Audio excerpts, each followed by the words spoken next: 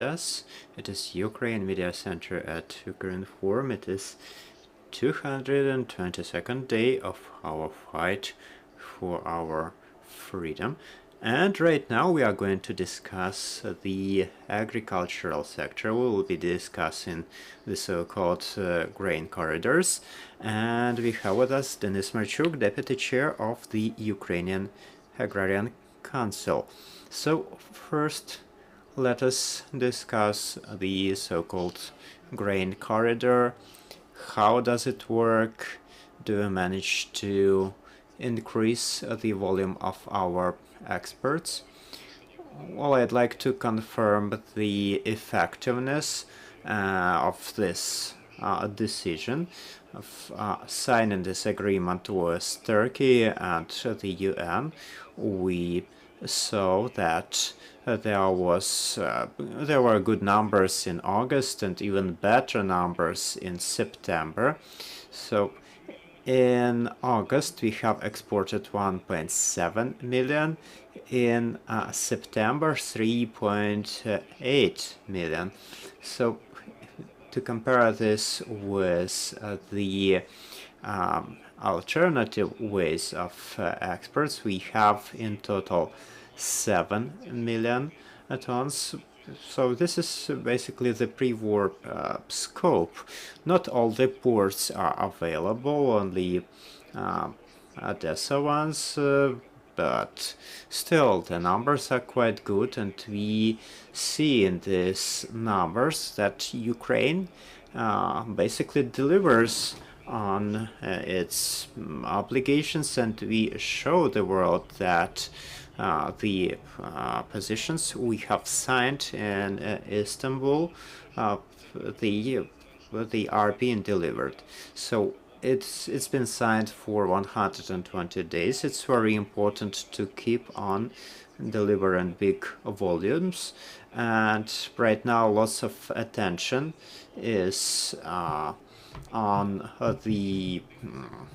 these experts because Russia is making statements that saying that it's not satisfied with the pathways of these ships, and actually it's not specified in the agreement. So we are just growing the experts in the meantime. So what about growing the scope of goods that are being exported?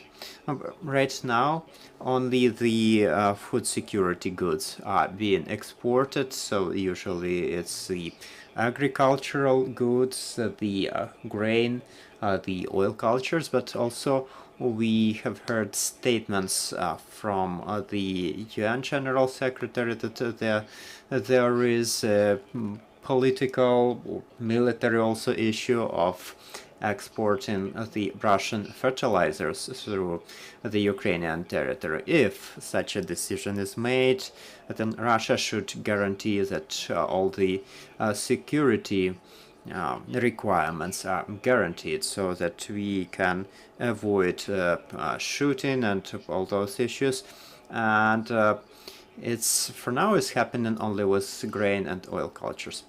So we know that this year Ukraine has had a good harvest, keeping in mind the occupation of some of our territories.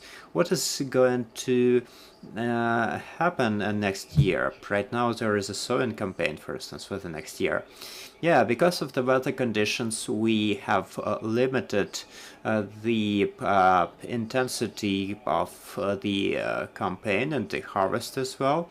But despite the limitations of the wartime, despite the unavailability of some territories, still the availability of food products for Ukraine and food security for the world as well, we are going to have about 60 million tons of grain. We are consuming about 20 million, so we have quite a big percentage for exports. Therefore, in these conditions, it's very important for us to see the grain corridor still working, and of course we would like to prevail in this war, but while the events on the front are still unfolding, it's very important to have those boards.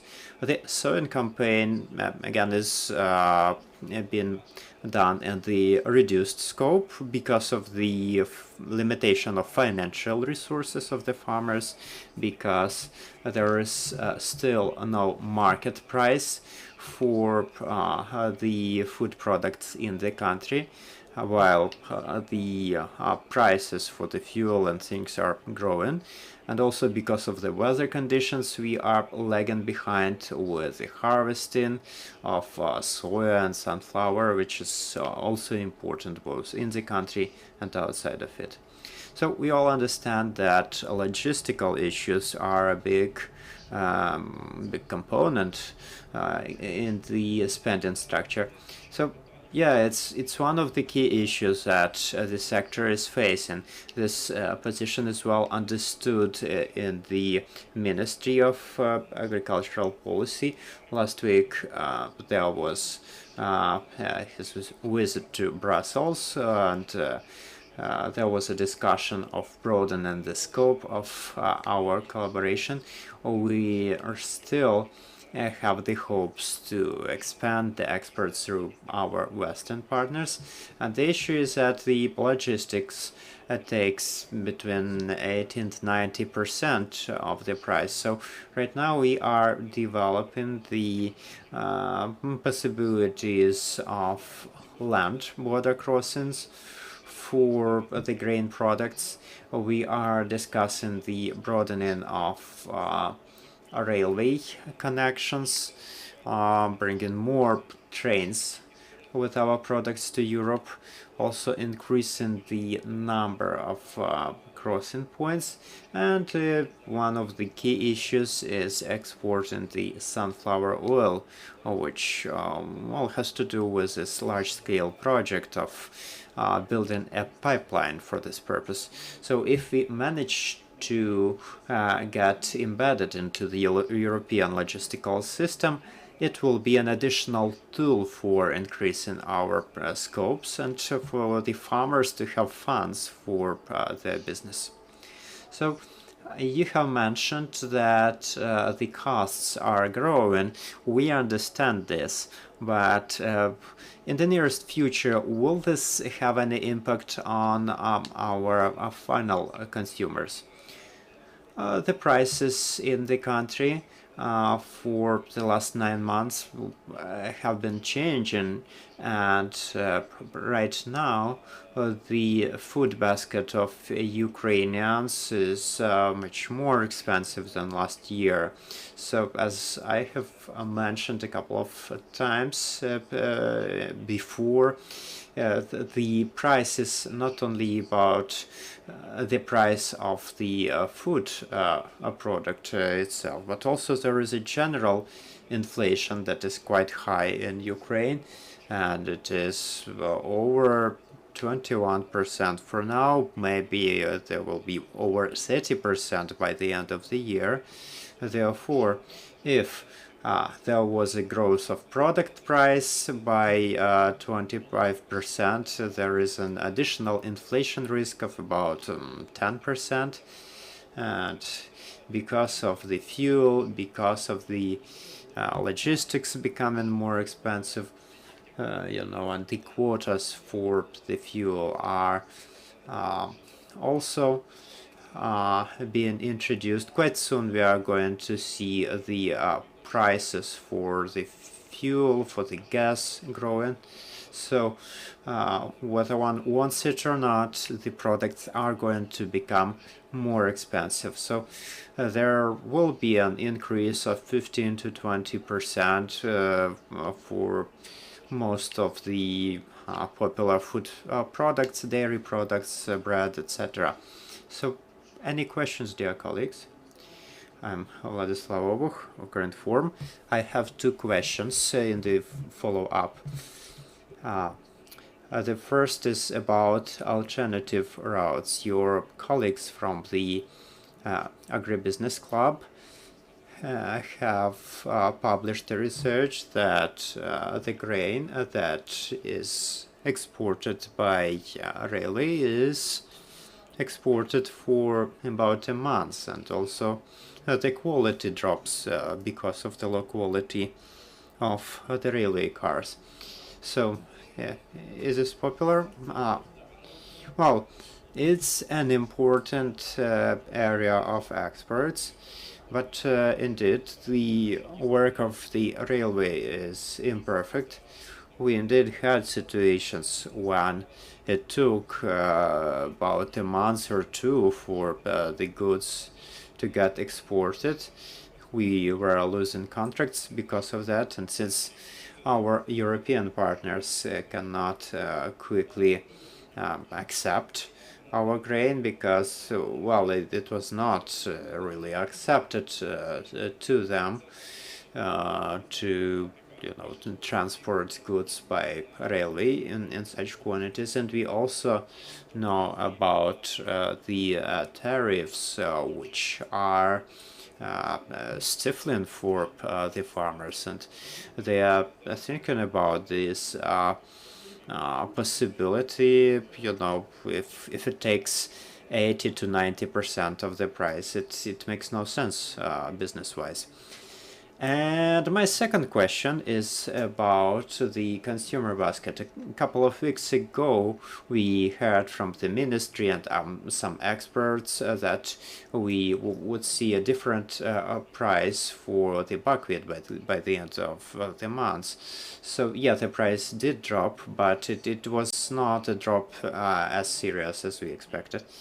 Yes, it's still going to drop, but one of the factors is that there is this active harvest phase, and because of the weather conditions, the farmers cannot get to their fields, but indeed the forecasts are better than last year. We have between 110 and 120 thousand tons, and the needs that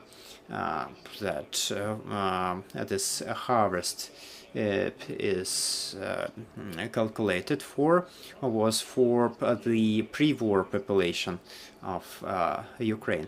So once the goods hit the stores somewhere in late October and November, the price can change, and right now the price drop can be between 60 and 70 hryvnias. I believe we are going to see the price between 50 and 60 hryvnias later. It's very important not to have panic at that time and not to buy too much of that buckwheat.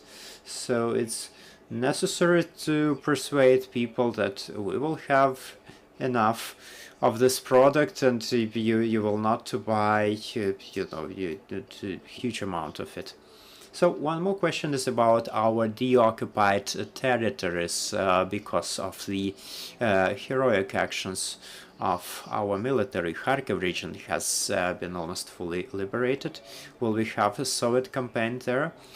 Well, because of the mining of the huge share of the field, we cannot always do this, and sometimes there are explosive remnants of war that need to be decontaminated. So right now there are tens of thousands of hectares of land. We have this negative experience of the previous war in 2014.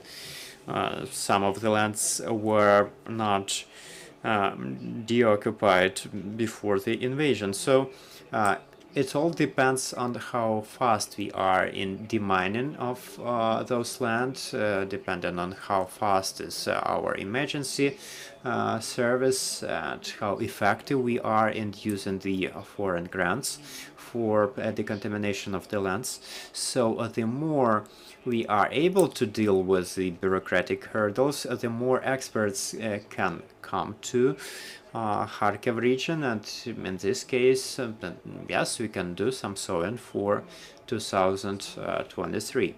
Also, as the Ukrainian agrarian culture, we are establishing a new union, and one of the issues we will be dealing with is going to be the issue of demining of the territories, without which no one can guarantee security. Thank you so much. This was Denys Marchuk, Deputy Head of Ukrainian Agrarian Culture. Dear colleagues, our next briefing is going to take place at 4 p.m. We are going to hear from Alexei Chernyshev, the Minister of Community